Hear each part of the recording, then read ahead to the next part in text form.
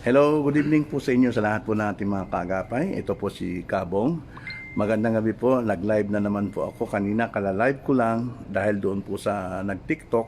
At ngayon po, ngayong gabi na ito, ako po ay nag-live. Unang-una po para po ma-explain sa inyo yung tungkol sa in-upload ko sa YouTube tungkol po sa passport renewal at sa passport extension. So good evening po sa inyo lahat at ako po ay narito po ngayon. Dito po ako sa Holiday Inn sa Maidan kung saan po ako ngayon nag-i-stay courtesy po ng isang mag-asawa na pakikilala ko rin sa inyo. Hello Mr. Richard, good evening po sa lahat. So magandang gabi po sa ating 296 na nanonood ngayong gabi na ito. So ang aking pong live topic ngayon ay tungkol po sa passport renewal at passport extension. Magbibigay lang ko sa inyo ng konting idea regarding that. Sinabi po sa akin ng ating Philippine Ambassador to KSA, Ambassador Adnan Alonto. At kasi nag-upload na po ako sa YouTube niyan at wala pa ho kung kahit nag-upload na ako, marami pa rin nagtatanong, mukhang hindi po ata sila nanonood or pasensya na po, pero dapat panoorin po natin palagi yung YouTube na yon kasi yun po yung information para po sa inyong passport renewal at extension. Good evening po sa lahat. Ngayon po ay around 600 na nanonood. So andito po ako ngayon sa hotel, Holiday Inn po dito po sa Maidan. Alam niyo po, hindi po mangyayari ito. Nagpapasalamat ako dito po. Ayan po. Yan po yung mag-asawa na yan. Nang dahil po sa mag-asawa na yan, hindi ko po sila kilala. Nung time na nag-post po ako sa Facebook na nanghingi ako ng discount sa hotel, itong mag-asawa po na hindi ko kilala, pareho po lang nurse, nag-offer po sa akin na ako po ay tumira dito sa Holiday Inn dito po sa Maidan. At sila po lahat ang sumagot. Kaya very thankful po ako talaga at ako'y nagpapasalamat sa mag-asawang nurse na taga Pagadian City. Parehong Bisaya po itong mga nurse nito and sila po ay pauwi na for exit. Pero dahil bago umuwi sabi nga sila po yung tumulong kay Kaagapay. Kaya very thankful po ako. So ate, say hi lang naman. Say hi lang naman. Ano pong pangalan nila, ate? Hello po mga kagapay, ako po si Fairy Herrera. Taga saan ka sa atin? Taga Pagadian City po. Ano ang profession mo? Ako po ay isang nurse. Nurse. Ito pong iyong husband ay ano pong pangalan niya? Hello mga kagapay. Ako po si Jigger Janas, same po, taga Pagadian City and isa rin pong nurse. Nurse. So kaya lang kayo ay pauwi na ng Pilipinas na po? Yes po. Yes, oo. So yan po yung mag-asawa na ito para sa mga 948 po nanonood ngayon. Sila po yung mag-asawa po na tumulong sa akin. Hindi ko po sila kilala. Ako very thankful. Sila po ang nagbigay sa akin na kung bakit ako nag-i-stay ngayon dito sa Holiday Inn sa Maidan, dito po sa Riyadh, Ulaya. Talagang very thankful po ako at hindi ko na kayo tatanungin kung bakit nyo. Basta ako ay nagpapasalamat at thankful ako sa inyo na binigyan nyo ako ng nabigla rin ako na nag-iisip ako saan ako tutuloy. Suddenly bigla kayo nag-message sa akin offering at binok ninyo ako sa hotel nito without any hesitation. At bakit nga pala nyo ginawa sa akin yan? Kasi po parang in return po sa mga naitulong nyo sa ating mga kababayan din po.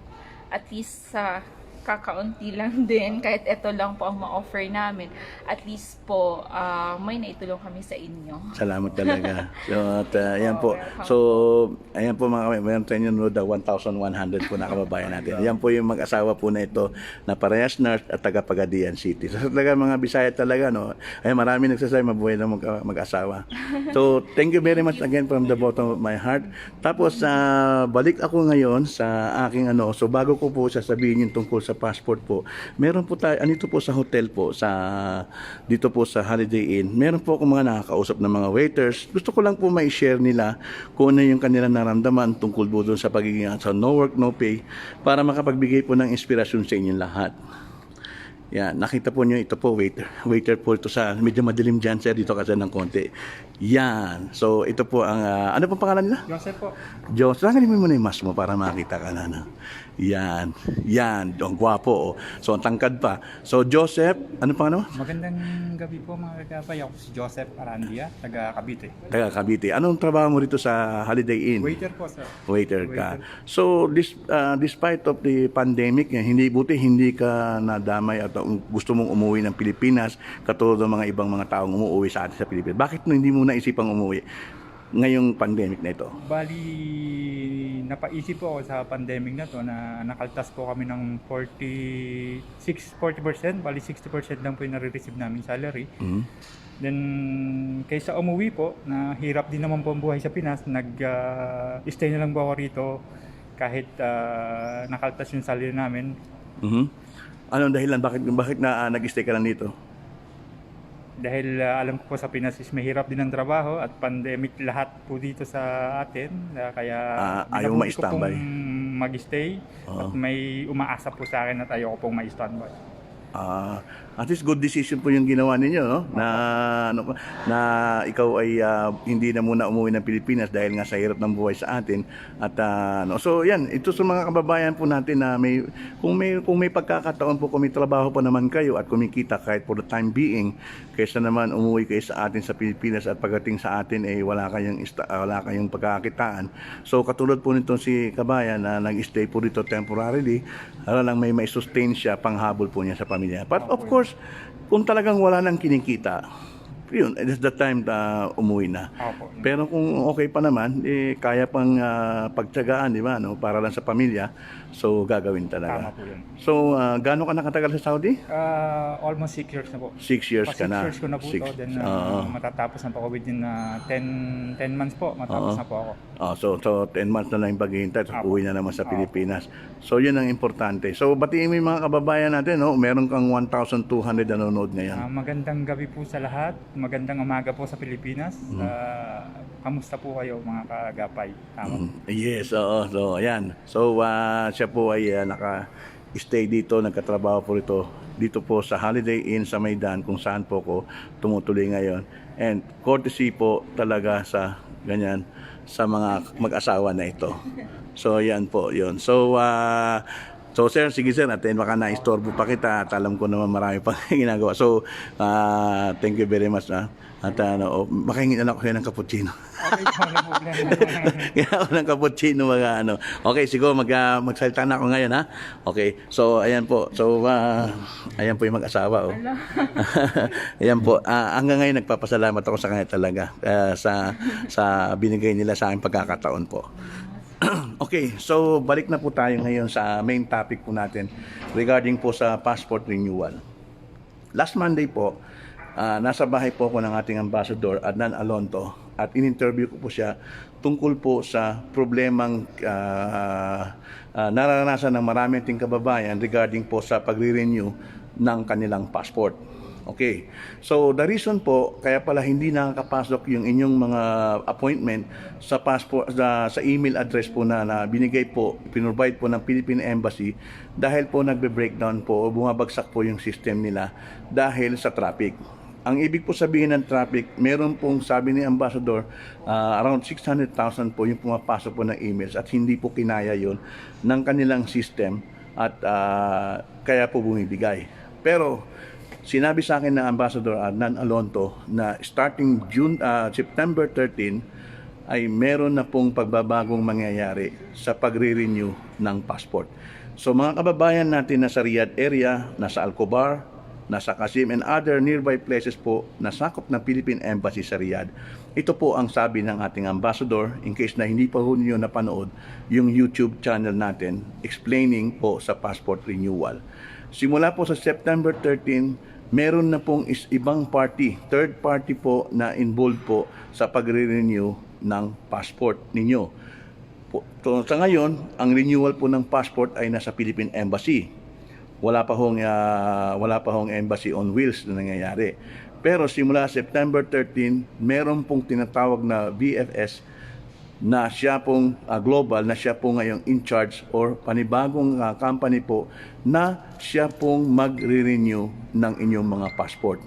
So, kung kayo po ay nasa Riyadh area, bukod po sa Philippine Embassy, kung saan pwede kayo mag-renew ng passport nyo, ay pwede na rin po kayo mag-renew sa VFS dito po sa labas po ng diplomatic quarter. Ibig sabihin, hindi nyo na kailangan pumasok ng diplomatic quarter, dyan lang po kayo sa may Marriott area. Sa tapat, malapit, paglabas lang po ng DQ, meron pong Marriott area dyan. Dyan po ang opisina po ng DFS kung saan pwede na po kayo mag-renew ng passport. Itong company po nito is exclusively ang gagawin po nila sa inyo ay mag-renew lang ng passport.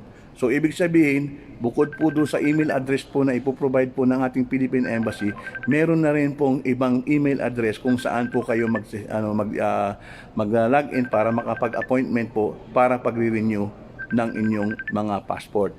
So ibig sabihin, kung nasa Riyadh po kayo, nasa Riyadh area, hindi lang po Philippine Embassy ang pwede kayo ng passport.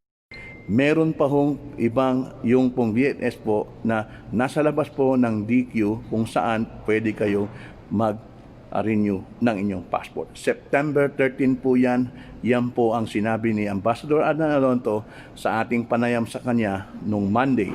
So ngayon, konting tiis lang po yung pong mga nag-iintay na makapag-renew ng passport dahil pwede na po kayong mag-renew ng passport sa labas po ng embassy doon po sa lugar na assign po ng Philippine Embassy.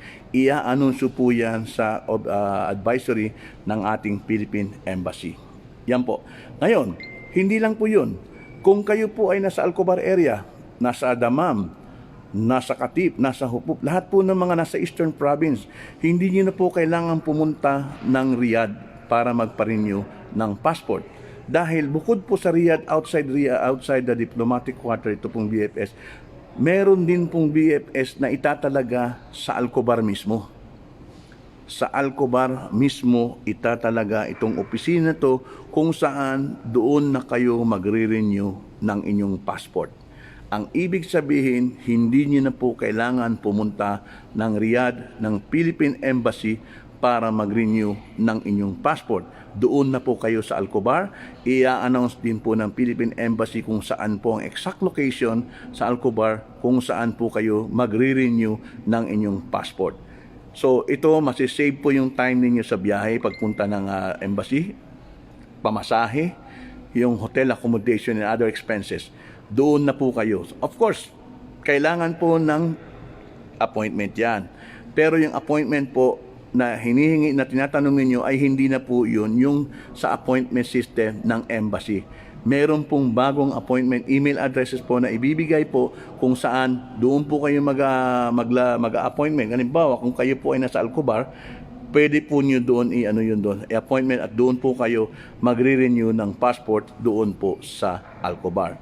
And not only in Alcobar, even in Qasim. Bukod po sa Alcobar, meron po sa Qasim din, sa Qasim area na bubuksang opisina ng VFS para doon kayo magpa-renew ng inyong passport. Kung halimbawa nasa Hail ka, pinakamalapit sa iyo ang Qasim, doon ka na lang pupunta. Doon ka na lang pupunta sa Qasim. Hindi mo na kailangan pumunta ng Riyadh, hindi mo na kailangan gumastos ng pera, pamasahe, pang-stay sa hotel at pagkain mo. Dahil malaking tipid po ito para sa atin mga kababayan na gustong magpa-renew ng kanilang passport. The same thing with Jeddah. Nagtatanong sa Jeddah. Meron din po sa Jeddah. Hindi pa lang siguro na i-announce ng ating Consul General doon, but definitely meron po din sa Jeddah ng VFS. Kasi ito pong third party na company na to na nakipag-deal po sa ating Philippine government, sa ating Philippine government sa Manila para po madagdagan ng serbisyo at talagang mabawasan po kasi talagang napakadami po na nagre-renew ng passport nila at nahihirapan na po ang ating Philippine Embassy lalo na pa ang appointment system dahil hindi na po kinakaya ng traffic at hindi na po siyempre kinakaya sa dami ng dagdag pa na ang embassy ay nasa loob po ng diplomatic quarter. Napakalayo po noon para po sa mga kababayan natin na gustong pumunta para mag-renew ng passport. So, para mabawasan po yung hirap, ginawa po ng ating Philippine Ambassador ito at ang Philippine government po, inayos po yung panggo sa mga ganyan. Kung kayo po ay nasa Eastern Province, nasa Al-Karj ka ba, ewan ko kung Al-Karj ba o sakop ng basta nandoon po kayo sa Eastern Province, meron na po sa Alcobar. Bubuksan na po yan, yung sinasabi ni Ambassador Adnan Alonto, come September 13, bubuksan na po yung bagong kumpanya kung saan opisina para exclusively po, concentrated po sila for passport renewal. Wala hong walk-in, ma'am. Hindi ko sinabi ng walk-in. Ang sinasabi po ng ating ambassador, siyempre, doon pa rin tayo sa appointment system. Dahil po iniiwasan po yung pagdagsa ng dami ng tao dahil sa corona pandemic. So, umiiwas pa rin, pinaiiral pa rin ang social distancing. Pero, ang kagandahan po, hindi nyo na kailangan maghirap doon sa pag-login at magpapa-appoint sa appointment system dahil hindi na po kayo sa embassy magpapa-appoint. Kundi doon na po sa ibibigay na email address kung saan po kayo lugar naroroon. For example, kung kayo po ay nasa Damam, nasa Jubel, Alhasa Hupop, Alcarchos, lahat po yung pinakamalapit po sa Alcobar, doon na po kayo pupunta. Pero kung kayo po ay nasa Qasim area, meron din po sa Qasim area. At sa Riyadh, dalawa po dito. Ang address po ng embassy, ma'am, nasa loob po ng ng diplomatic quarter, hindi ko po alam ang pangalan, pero po. Okay? So, kung kayo po ay malapit sa area ng mga lugar na bubuksan ng opisina para sa renewal ng passport, doon na po kayo pupunta. Okay? So yun po ha, sana po naintindihan ninyo. Kung hindi nyo pa napanood yung YouTube na in-upload ko po, kung saan nandoon po ang explanation ng ating ambassador, ito po, inuulit ko uli sa inyo. Sana po maintindihan ninyo. Please try to watch the video para po yung tanong ninyo nandoon. Pinaliwanag po ng ating ambassador ang dahilan kung bakit po nahirapan kayong mag-appointment, nahirapan po kayo mag-login, hindi kayo makapag-login, ano po nagiging problema, at ano po yung plano ng embassy. Nandoon po lahat sa video na in-upload ko sa YouTube. Plus, itong dinagdag kong information sa inyo para po sa inyong kaalaman, para po alam ninyo kung ano po mangyayari. Maging po sa Jeddah, okay, maging sa Jeddah po, meron din pong VFS po. Hintayin lang po natin yung announcement ng ating Philippine Consulate, Consul General Edgar Badajoz regarding this, at ginagawa po nila, ino-organize po nila maigi para po ang mga kababayan natin ay hindi na mahirapan sa pagre-renew ng kanilang mga pasaporte. Wala pong penalty yung mga nag-expire. Dahil magtatanong ha, still the same, you will pay 240 Saudi Riyals, okay? Wala naman pong ina-announce na mayroon pong expiry, mayroon pong penalty kung matagal na nag-expire ang passport mo. Ang requirement po niyan, dalhin nyo lang yung passport ninyo, pumunta kayo ng personal, hindi po pwedeng online dahil kailangan po personally makapture po yung inyong mukha sa photo and maibigay po ninyo yung mga important details dahil yan po ay personal identity ninyo. Hindi po pwedeng pupunta kayo, uutusan nyo yung employer ninyo para mag-renew ng passport ninyo. No. Okay? No. Kailangan personal appearance when renewing your passport. Kahit po gaano katagal nang expired ang passport nyo, as far as I know, wala pong penalty yan.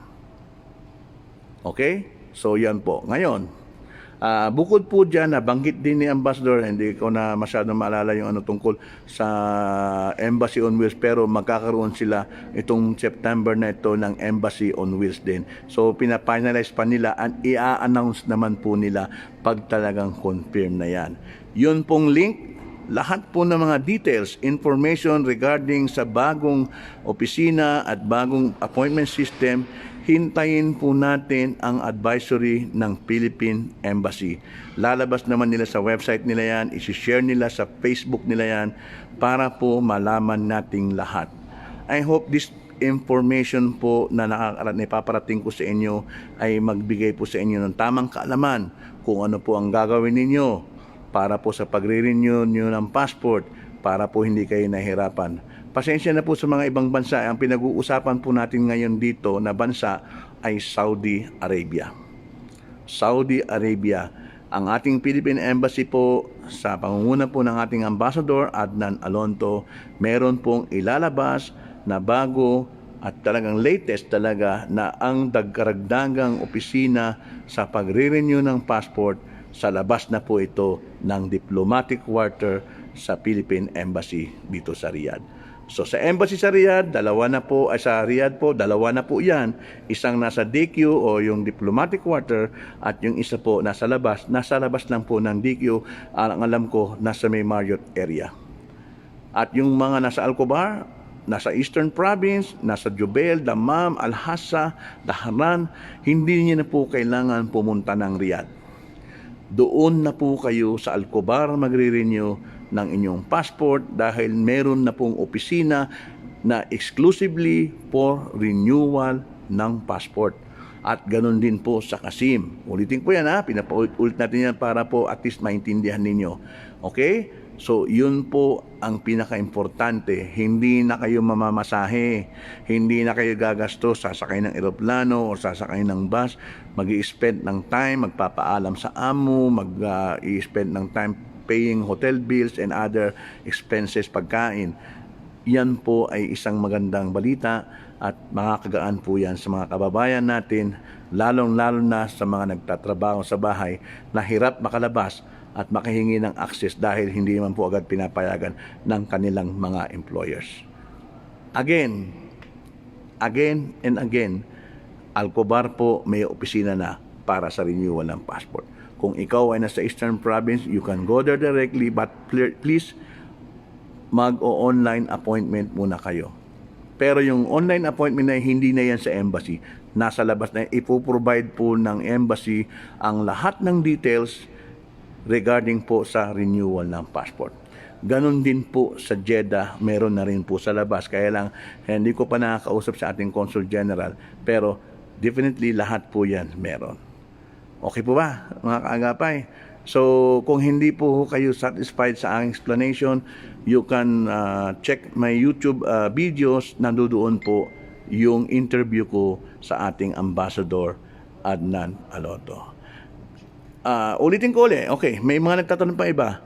Para po sa mga hindi nakakaalam, ang Western region po ng Saudi Arabia ay nasa pangangalaga po ng Philippine Consulate natin na nasa Jeddah. Ano-ano po ba ang mga lugar sa Western region na sakop ng Jeddah?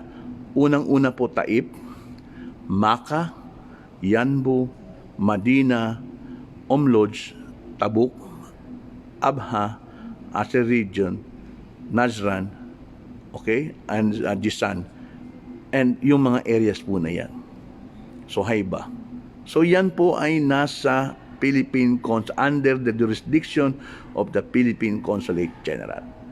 Ang Philippine Embassy po natin, ang mga nasasakupan niyang lugar, nagpaparenew ng passport, nandyan po ang Eastern Province, kung nasaan naroroon ang Jubail, Dammam, Al-Khobar, Al-Hassa, Hupuf, Dhahran, RR, Al-Qarj, Ha'il, Qasim, lahat po ng areas na yan, Riyadh area, nandyan dyan po, under po ng Philippine Embassy sa Riyadh.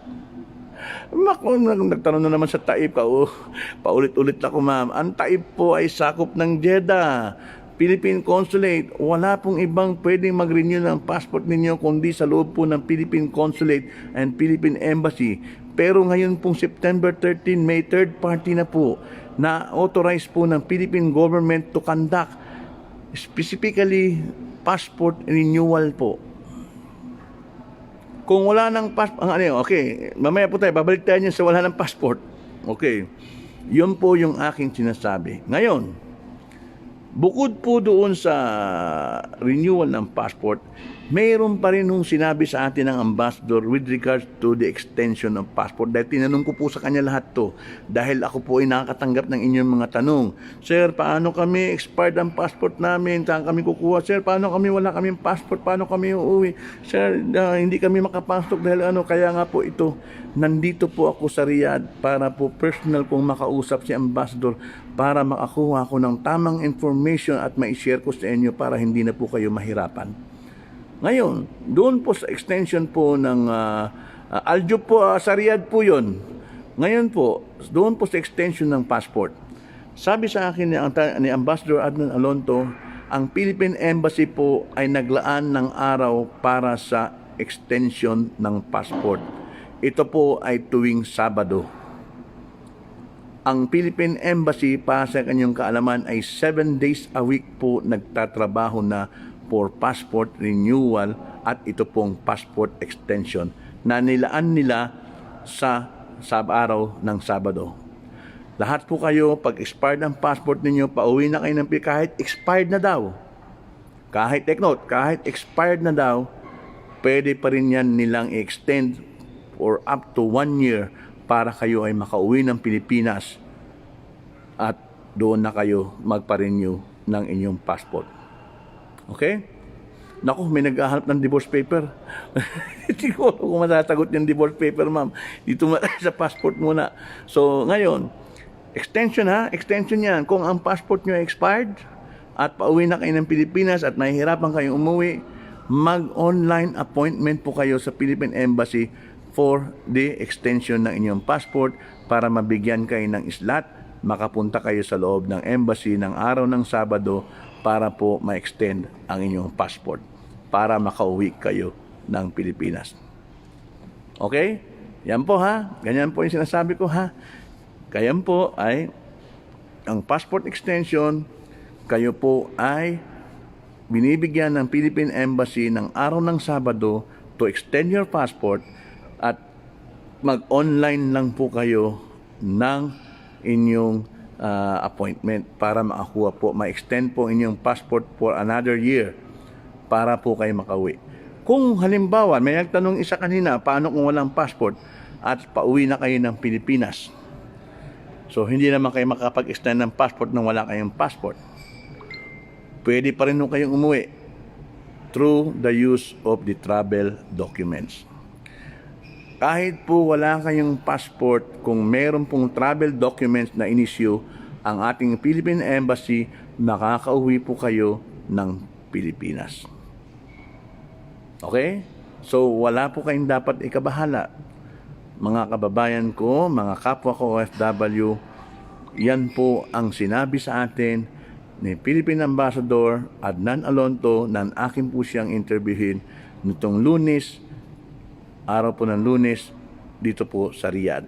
Dahil yan po yung isa sa aking pinakamahalagang sadya para po makakuha ng tamang information para po maipabigay ko sa inyo. Dahil nakaka-receive po ko ng katutak po ng messages, nagrereklamo na kanila hindi sila makapasok sa online appointment, hirap silang makapasok, gusto nilang umuwi, hindi sila makauwi, wala silang time, hindi nila alam kung paano gagawin nila, hirap silang mag-online. Ito na po yung sagot. Kinuha ko mismo sa mismong tao, kay Ambassador Adnan Alonto, at ito na po yung aking ibinabahagi sa inyo. Meron po tayong video at meron po tayong So, konting tiis lang po mga kababayan, konting tiyaga lang. September 13, bubuksan na po nila yan. I-announce naman po nila lahat po ng link. So, malaking bagay po ito, napakalaking bagay po sa lahat ito para po sa inyo. So, God bless po sa inyo lahat mga kababayan. Ito yun po yung pinaka-importante. Meron pong sariling araw para sa passport extension. Yan po ang araw ng Sabado. So, ngayon, halimbawa, ang Alcobar, pwede po ang unang pa sa Alcobar. Ma'am, okay, uulitin ko po. Miss Laika, pinaliwanag ko po kanina, kung kayo po ay nasa Damam, kahit po may appointment na kayo dati sa Rio, huwag mo pong isipin yun. Kumuha po kayo ng bagong appointment ninyo dahil meron na pong ibang appointment online po na ibibigay sa inyong embassy. Dahil ipagagaan po nila yung inyong pagbiyahe. Hindi na po nyo kailangan pumunta ng Riyadh. So may bagong link po yan. Ulitin ko, kahit nakapag-online appointment na kayo sa Riyadh, pwede pa rin naman kayo pumunta ng Riyadh kung gusto ninyo. Karapatan po nyo yan. Pero pag nagbukas ng Alcobar, pwede na po kayo doon. Okay? So, meron pa bang ang sa Jeddah po sa ngayon, ang pagkakalam ko ng huling na interview ko siya Conjen, hindi po siya online. Meron walk-in po. Pero meron pong limited numbers lang po nakapasok. Pero, siyempre, at any given point in time, halimbawa, 50 po yung allowed. Pag naubos yung 50 at within the day at may sobra pang oras, magpapapasok pa sila ng tao. Pero siyempre, may timing po yun. From 8 to 5 po ang kanilang opisina. Okay? Kaya yan po ang aking mga nais na ipaalam sa inyo. Sana naunawaan niyo po yung aking paliwanag na malinaw po ang sinabi ng embassy simula po sa September 13, may karagdagang opisina na magre-renew ng inyong pasaporte. Yung online na ginagamit nyo ngayon, magkakaroon ng panibagong online. Ito po ay courtesy doon sa bagong opisina na yon, kung saan doon po kayo appointment. Okay? Magkano ang renewal? Okay, ulitin ko. 240 po, wala pong penalty sa pagkakaalam ko sa renewal ng passport. Please try to read and try to watch the video para po hindi na po kayo nahuhuli sa inyong mga sinasabi ko at nakukuha kayo na ano. Okay? So yan po ang lahat ng mga aking mga binigay sa inyong information sa inyo at harinaway maano nyo pa rin yung mga ano. Okay? Sa Jeddah, katulad ng sinasabi ko, ang alam ko sa ngayon, walk-in pa rin po. Okay? So, ganyan po ang lahat. So, binabati ko po lahat ng mga kaagapay natin sa lahat po ng mga alaw po sa kanila. Kesia Ann Guevara, kay Ronnie, kay Abdulrahman, kay Raymond, kay Orly, kay Melody, kay Yun, kay Netsky, kay Ana Rose. Sino pa ba yung mga hindi ko nababanggit? Si Aloro, sino pa ba hindi ko ba nabanggit? Marami pa ba akong dinabanggit? Marami pa akong dinabanggit. Kung hindi ko nabanggit, nakalimutan ko, pasensya na kayo. Si Rose Estrada, ayan, si Nisha Abdulrahman, hello po, ni mga kaibigan natin, nanonood po. Sa lahat po ng mga kaagapay natin dyan. So, sir, ma'am, okay na po at sana meron po kayo natutunan sa akin at sana po meron po kayo nakuha mga information para po sa inyong kaalaman lahat. Okay po? So, si Ruby, Ruby, yes. So, bago ko po ipatayin ito, muli po ang aking taus-pusong pasalamat dyan po sa mag-asawa. Thank you very much po talaga. And I'm very thankful po. Dahil po sa kanila, ako po ay nabigyan ng hotel dito, ng accommodation dito po sa Hotel Maidan. At bukas po ako po ay pupunta ng Bata, mag-iikot at even on Saturday. Okay? Sana po meron kayo na ano sa akin. So, yun pong aking live ngayon ay for passport po na passport renewal and passport extension. Para po hindi magkalito-lito po yung mga tao. Sa susunod na po yung mga tungkol sa mga contacts. Okay? God bless po sa inyo lahat. Ito po si Kabong. Assalamualaikum warahmatullahi wabarakatuh. Ang kaagapay po ng bawat OFW nakatutok po sa inyo. Sa abot namin makakaya, 24 oras. God bless po sa lahat.